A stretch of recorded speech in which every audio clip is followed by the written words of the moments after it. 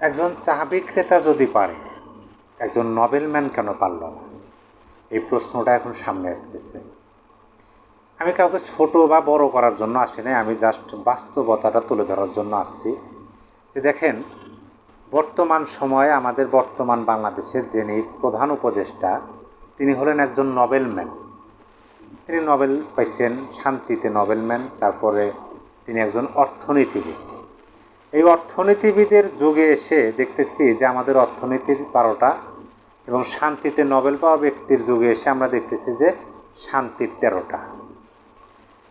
এই সরকারের নিয়োগকর্তা যারা, তারা যেভাবে আমাদের পার্শ্ববর্তী দেশ ভারতের প্রধানমন্ত্রী নরেন্দ্র মোদীকে হেয় প্রতিপন্ন করছে এবং যেভাবে গর্জন দিচ্ছে, আমরা ভাবতে শুরু করছিলাম যে আমরা একজন মানুষ পাইছি, আমরা একজন মহামানব পাইছি, আমরা একজন অবতারকে পাইছি। তিনি নোবেল পাইছেন শান্তিতে, তিনি অর্থনীতিবিদ। অবশ্যই সব কিছু শান্তি এবং অর্থনীতি ফুলে ফেঁপে ওঠার কথা, কিন্তু সেই চা বিক্রেতা যেটা করতেছে, যেটা করে দেখাইতেছে সারা বিশ্বকে, ইংরেজিতে কথা বলতে পারেন না, যদিও আমরা দেখছি যে বিশ্বমঞ্চে তিনি ইংরেজিতে অনর্গলভাবে বক্তব্য দিতেছেন, তারপরও আমাদের বাংলাদেশে কিন্তু এই কথাগুলো হয়েছে যে তিনি ইংরেজিতে কথা বলতে পারেন, ইংরেজি পারে না একজন প্রধানমন্ত্রী, এই মোদির হাত থেকে ভারতকে বাঁচানো উচিত, এই ধরনের কথা আমরা শুনছি।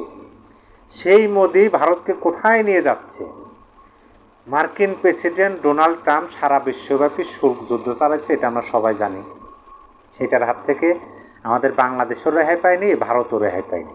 আমাদের বাংলাদেশের উপর প্রথমে 35% বাড়তি শুল্ক আরোপ করা হলো, ভারতের উপরও করা হয়েছে। ভারতের উপর তো বর্তমানে 50% চলতেছে, প্রথমে 25। আমি সেই বিষয়ে আসবো, আগে আমাদের বিষয়টা বলে নেই।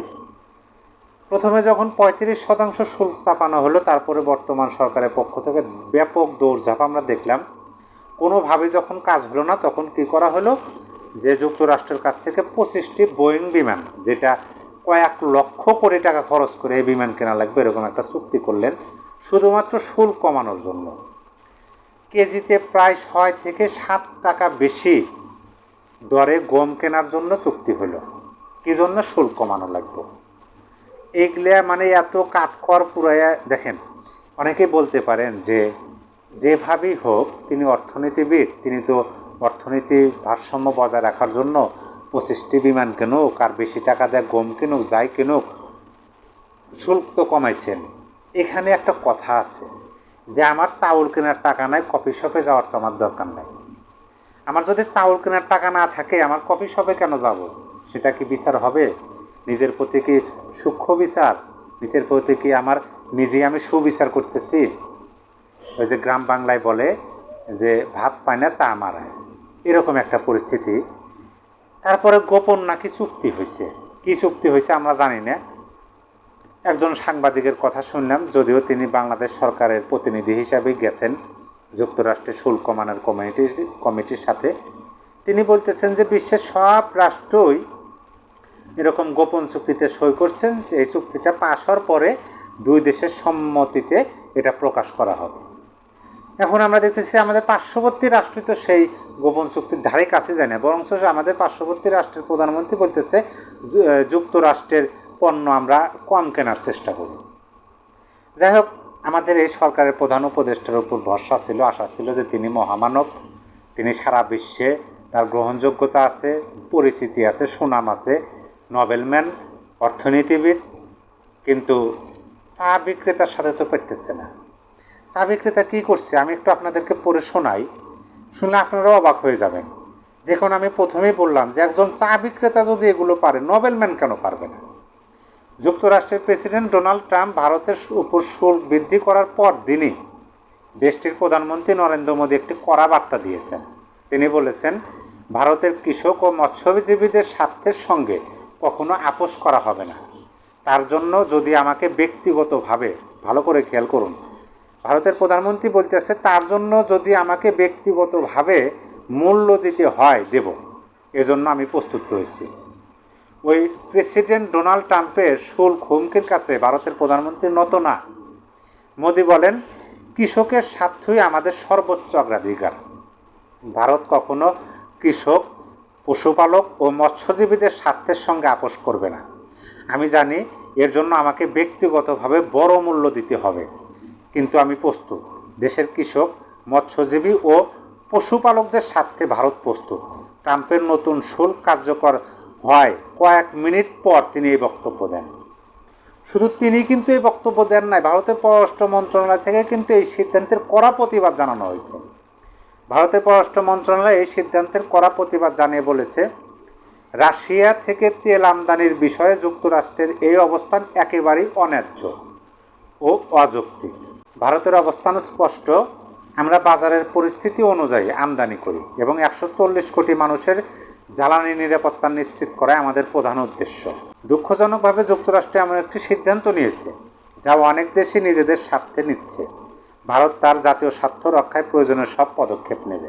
ডোনাল্ড ট্রাম্প একদিন আগে ঘোষণা করেছেন, রাশিয়ার কাছ থেকে ভারত অপরিশোধিত তেল আমদানি অব্যাহত রাখায় শাস্তিস্বরূপ ভারতীয় রপ্তানির উপর অতিরিক্ত 25% শুল্ক আরোপ করা হয়েছে। এর আগে 20 জুলাই ভারতীয় পণ্যের উপর 25% শুল্ক চাপায়, এখন মোট শুল্ক দাঁড়ায় 50%।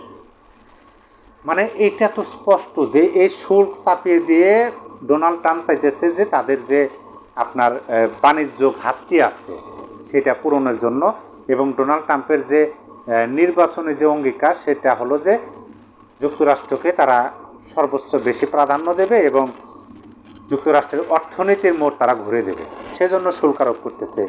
এখন ভারত এভাবে হুমকি দিচ্ছে, ভারত এই জন্য ডোনাল্ড ট্রাম্পের হুমকিকে উপেক্ষা করে বিভিন্ন ধরনের পদক্ষেপ নিতেছে।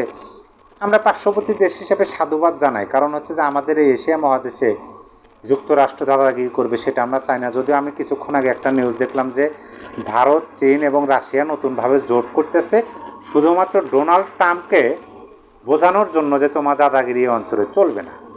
এখন আমরা পার্শ্ববর্তী দেশের দাদাগিরি মানতে চাই না, কিন্তু ঠিকই তো ডোনাল্ড ট্রাম্পের দাদাগিরি আমরা মেনে নিলাম।